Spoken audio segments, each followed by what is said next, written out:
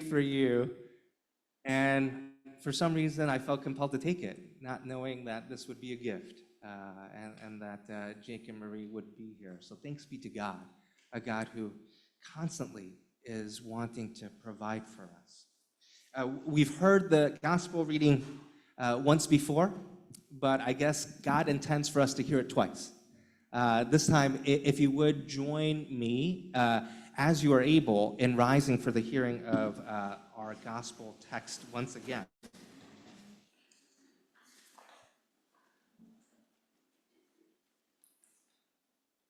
As he, Jesus, taught, he said, "Beware of the scribes who like to walk around in long robes and to be greeted with respect in the marketplaces, and to have the best seats in the synagogues and places of honor at banquets. They devour widows' houses, and for the sake of appearance, say long prayers. They will receive the greater condemnation." He sat down opposite the treasury and watched the crowd putting money into the treasury, many rich people putting in large sums. A poor widow came and put in 2 small copper coins, which are worth a penny. Then he called his disciples and said to them, "Truly I tell you, this poor widow has put in more than all those who are contributing to the treasury. For all of them have contributed out of their abundance, but she, out of her poverty, has put in everything she had, all she had to live on." The word of God for the people of God this morning. Thanks be to God. You may be seated.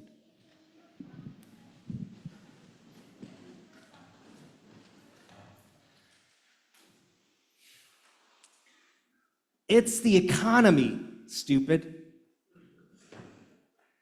This was the rather blunt and provocative critique offered up by James Carville, a Democratic strategist working for Bill Clinton back in 1992, and he was sharing this with one of the campaign workers under his charge. What he was driving at was for the campaign to keep the messaging focused on a singular theme, the economy.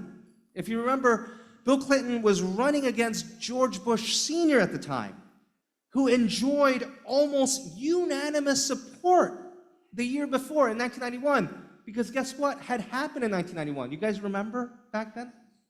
Yes, Desert Storm. He had a 90% approval rating just a year before. And yet, a year later, with the country in the middle of an economic recession, James Carville was proven right. It was the economy. 2/3 of the voters now disapproved of Bush's performance and decided to vote in his challenger. And what was true back then seems to have remained true today. Exit polls revealed that it was indeed the economy, with folks feeling worse about it than even back in 2008. Remember what was happening in 2008 when we thought the entire global financial system was going to collapse right before our eyes with Lehman Brothers falling? Yes, people in their hearts thought we were doing worse off than those climatic days where it felt like everything was going to crumble. Yes, people named the threat to democracy as a concern, but it was the state of the economy, along with immigration policy, that, for lack of better words, trumped. If you think about it, they are basic concerns over our well-being and security. And this primary concern on the economy, it was no different with Christian voters. The top issues named by Christian voters who were polled coming out of their voting booth, it was economy and then immigration. Around the same time as Carville's bold and provocative claim, one that clearly, I think, still has relevance today, there was a book written by two Methodist theologians, Stanley Hauerwas and William Willimon, titled Resident Aliens. In Resident Aliens, they were seeking to remind Christians that while we were to live out in the world, we were not to be made of it. That there had to be a distinctiveness to who we were that made us stand out, an alienness to us, a foreignness from the setting where we reside, hence the title, Resident Aliens. Their point was that our allegiance as Christians is ultimately owed to God's kingdom, and thus our values, our actions, our priorities had to reflect that kingdom's rather than the world's concerns. For instance, in a world that promoted security, wealth, and power as the ultimate aims in life, Christians were to strive after something beyond their own satisfaction and enrichment. They were to be found striving after love for the sake of another, to commit themselves to acts of mercy, the pursuit of justice and peace, even if and when it entailed sacrifice, one of those attributes that Arlene listed off for us, even if it came at an expense that had to be borne by us. And if we were living with this kingdom mindset, then their premise was that whether it was at work, whether it was at school, whether it was during any normal course of our day, people would be able to see us and go, there's something kind of goofy about these guys. They're not like us. They're alien to the way we are living out in the world. They would be able to tell because we would be distinguishable, like salt and light that Jesus commands his disciples to be. You know if a dish has not been seasoned, right? Because it's bland. You know when a darkened room suddenly has light appear in it, because it makes a difference. And in a world driven by the bottom line, where our interactions are fueled, they're really fueled by a transactional mindset. What can you or this person do for me? You know, in relationships of utility and convenience, we were to model a different way of living. It was pledging our lives to a different allegiance, an allegiance to God. We'd be living as Christians, followers of Jesus Christ, walking by his example, who demonstrates for us what this alienness, this foreignness looks like out in the world. You know, Scripture tells us, in him the fullness of God was pleased to dwell, which was made possible by his emptiness, by how he emptied himself of the earthly pursuits that usually we're filled up by. You know, those pursuits for earthly gain, those pursuits which reveal that we are locked in competition, butting heads like rams for survival, for dominion, that it occupies our thoughts, and it's the air that we breathe. That instead of this, we saw Jesus instead focusing on a higher order of things, which begins first and foremost with his connection to the Father. If you remember, he says, I and the Father are one. When you see me, you see the Father. And it is this oneness with God and the ways of his kingdom that we too are meant to demonstrate in our lives, the fullness of which comes when we can be emptied of our own private ambitions and instead become free. Free to be living vessels that God can use in the service of enacting God's will out in the world. To be agents of his concern, which, as we heard Suzanne read for us, as the psalmist declares, is to be on the lookout for the oppressed, who desires that no one go hungry,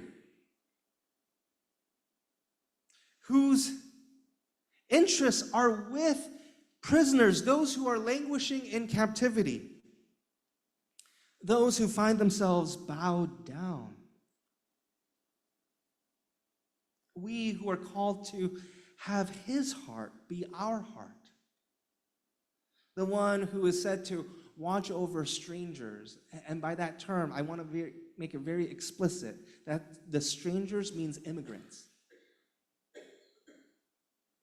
The immigrants in the land, who along with widows and orphans, back then and still now, represent the poor, the most vulnerable persons in our society. Because this is what it means to be faithful. Faith in the Greek, pistis, which I mentioned in our weekly newsletter, can also be translated as allegiance. It has to be a total alignment, as Jesus demonstrates, to the ways of God's kingdom, fully pledging an allegiance to God and God's ways, not merely through our verbal declarations, not merely for an hour on Sunday, but through the fullness, the absoluteness of our lives, even or especially when this allegiance comes at a great cost to our own interest. Even if it calls us to make the ultimate sacrifice, which I'm reminded tomorrow is Veterans Day, a day in which we honor sacrifices on behalf and for the sake of others. This is the scene that we see playing out with the widow at Zarephath. You know, who wants to hold on to what little she has, the measure of security and provision that she and her son have to hang on to in a time when her immediate surroundings, it's all failing. There's no economic prospects, nothing to lean on as they're living under famine and drought conditions. And get this, we have this prophet, Elijah, a foreigner to her, sent her way. A vulnerable person being sent to another vulnerable stranger, being asked to stretch the bonds of hospitality to the breaking point. Did you notice in the story, she's fine giving him water, but then he goes, can I have some bread too? Do you not know that we're under a famine here? I've given you water. It's a drought. I've given you water. Now you're asking for even bread? It's illogical. I think it's right for us to feel offended. How is it that we're supposed to go beyond even our own self-concern? How dare this stranger impose himself onto the widow?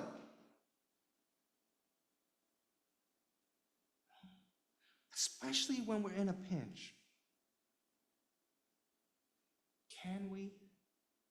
Are we expected to come to the defense, to receive the vulnerable people in our midst when we ourselves feel like we don't have enough?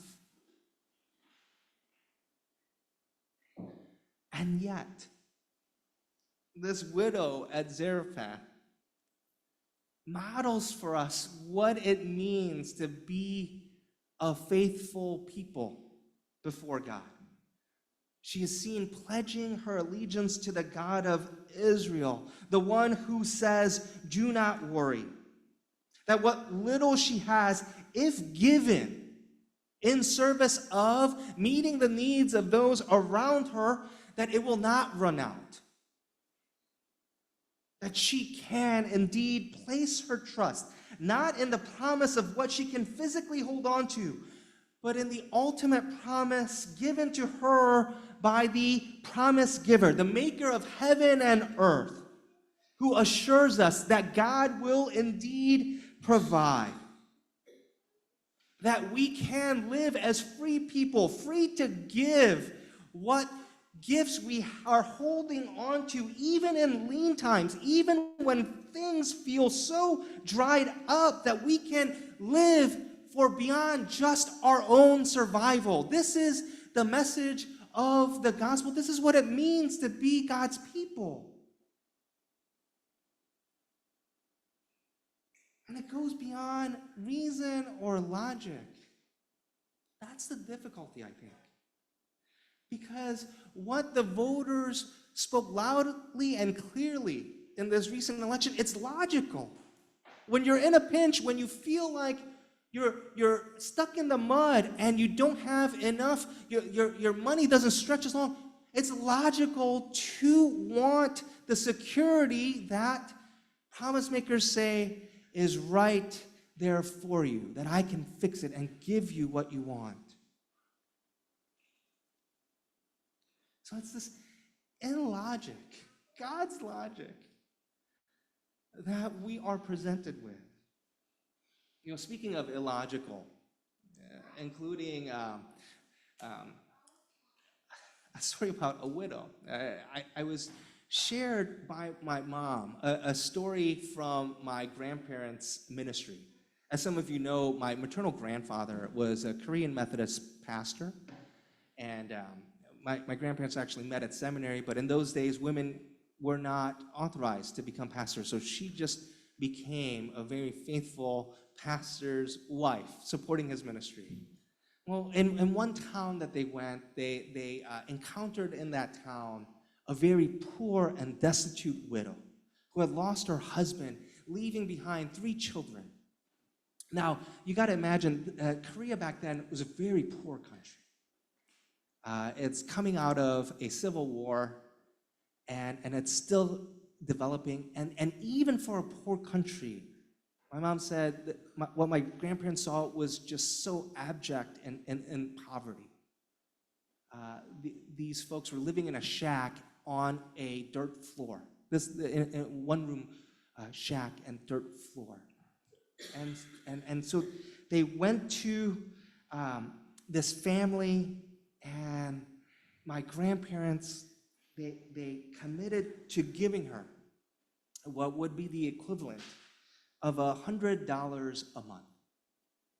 $100 a month so that she could start something, anything, to try to get on her feet and to provide for her family. But on one condition, or actually 2. One, that she had to come to church on Sunday, she and her family. And this is the second part, the illogicalness. My grandfather insisted that she give, that she had to tithe, that 10% of what she was given as aid, she had to give back to God.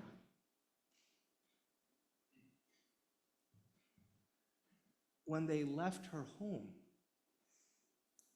my mother tells me that my grandmother broke down in tears. how could they ask this widow who had nothing to give anything at all?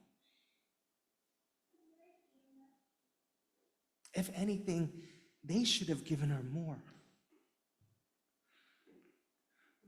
Would she even come to church? But guess what? That woman and her family came to church that Sunday. And they came with their tithe. And each week, for as long as my grandfather served, she faithfully brought her children to church until my grandfather was reappointed to another church later that year. And my grandparents apparently were always curious, what happened to this family?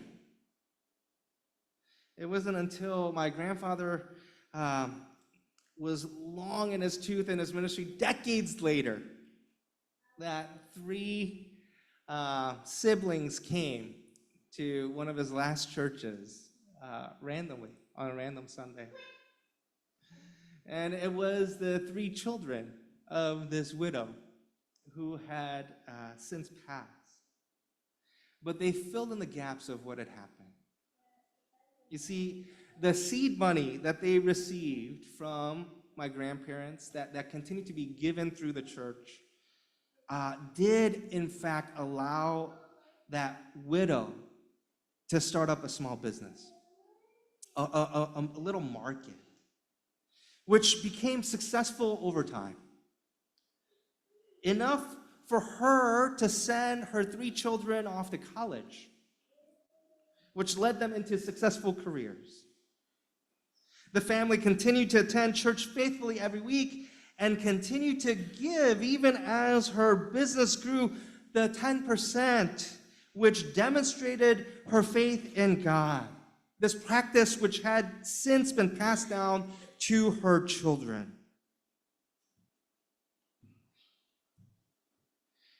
I share this with you because it doesn't sound logical what is being demanded of us, what is being asked of us as Christians, as people of God, to live as resident aliens, tasked with living life under a different rubric.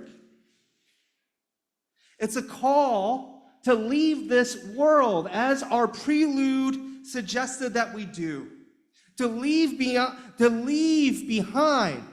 the ways of the world which constantly beckon us, constantly allure us with this promise of security. If only you hang on to it, you can feel safe enough. It's the economy, stupid.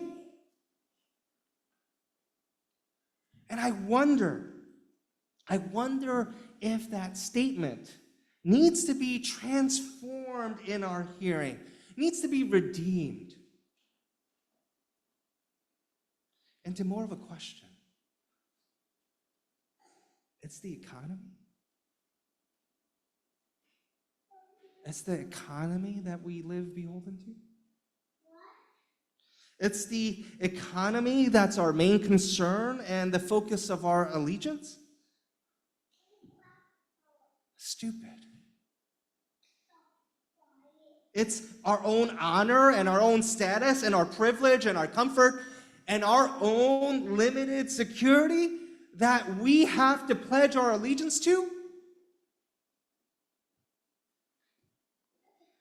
It's stupid. Because anything less than a full allegiance to God, who is the source of all our blessings, who is the maker of heaven and earth, it's less than what is asked of us. Because it's less,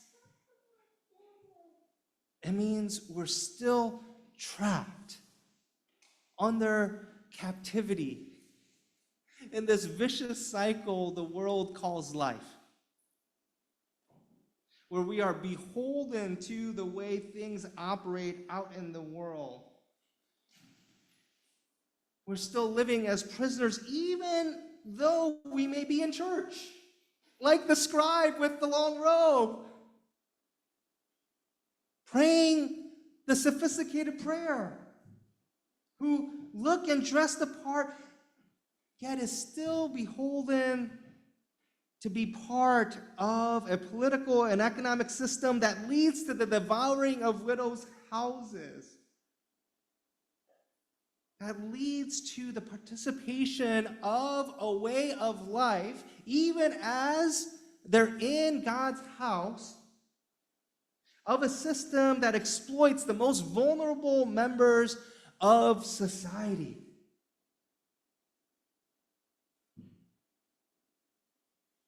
Beholden to the performance of the stock market, which boosts our retirement portfolios, our 401ks, that reveal something about us.